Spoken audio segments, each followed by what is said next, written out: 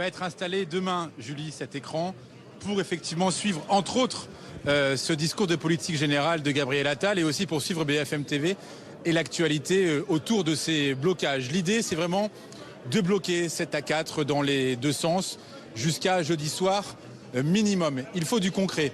Juste un clin d'œil, il y a des bourriches d'huîtres qui ont été emmenées par des habitants de Coulommiers il y a un instant, des yaourts faits maison par des habitants de la zone. Donc beaucoup de solidarité ici des gens du coin pour ces agriculteurs de Seine-et-Marne. On va aller voir un couple d'agriculteurs. Enfin, monsieur est agriculteur, il est céréalier et il est marié à une femme qui s'appelle Fleur. Il me tourne le dos, il se réchauffe les mains dans ce brasero. On a donc Fleur. Et on a Pierre-Édouard. Pierre-Édouard est céréalier, Fleur c'est sa femme. Fleur, je commence par vous. Est-ce que c'est difficile d'être femme d'agriculteur? Quel est votre quotidien à vous aujourd'hui? Alors, c'est difficile, oui, mais c'est quelque chose qu'on a en nous quand on est passionné comme mon mari, que je vois tous les jours. C'est compliqué de ne pas savoir réellement s'il va rentrer le soir ou pas. C'est compliqué de le voir partir à des heures très tôt le matin. De voir... Quoi, le sacrifice dans votre vie quotidienne, c'est quoi? Des fois de devoir gérer la maison toute seule et des fois de se dire c'est qu'un salaire qui va faire qu'on puisse vivre aussi. Parce que des fois il ne peut pas se tirer de salaire, malheureusement. Et vous me disiez tout à l'heure que vous hésitiez à faire des enfants à cause de ça. Pas spécialement, non. C'est juste que j'ai peur que mes enfants ne puissent pas voir leur père pendant qu'ils vont grandir. Pierre-Édouard, je disais tout à l'heure que très peu d'agriculteurs ici n'allaient tenir compte forcément de ce qu'allait dire Gabriel Attal demain. C'est votre cas aussi? Tout à fait.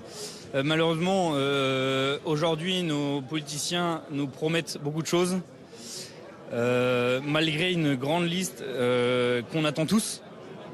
Mais vendredi dernier, il y a eu des promesses de tenue. Mais le problème des agriculteurs aujourd'hui français, c'est qu'on en a marre des promesses. On veut des actes. Et tant qu'il n'y aura pas des actes, on ne bougera pas d'ici parce qu'il y en a marre de promettre et de rien recevoir.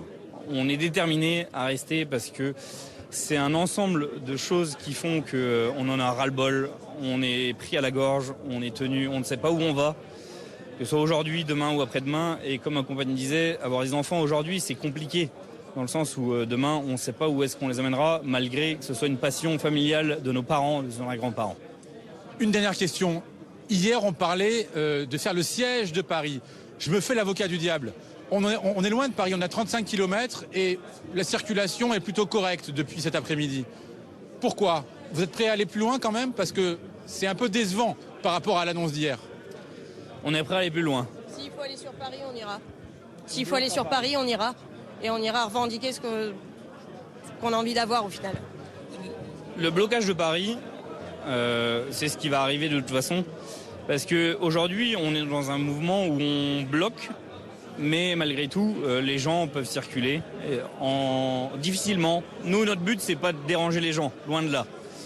On bloque le monde, c'est sûr, mais on n'est pas entendu encore assez. Donc, s'il faut aller sur Paris, on ira sur Paris, de manière à ce qu'on se fasse entendre. Et je pense que c'est qu'en bloquant Paris complètement que le monde agricole se fera entendre. Eh bien écoutez, le message est passé, Julie. En tout cas, Fleur et Pierre-Édouard, vous l'avez compris, sont déterminés et sans doute d'aller à Paris dans les prochains jours.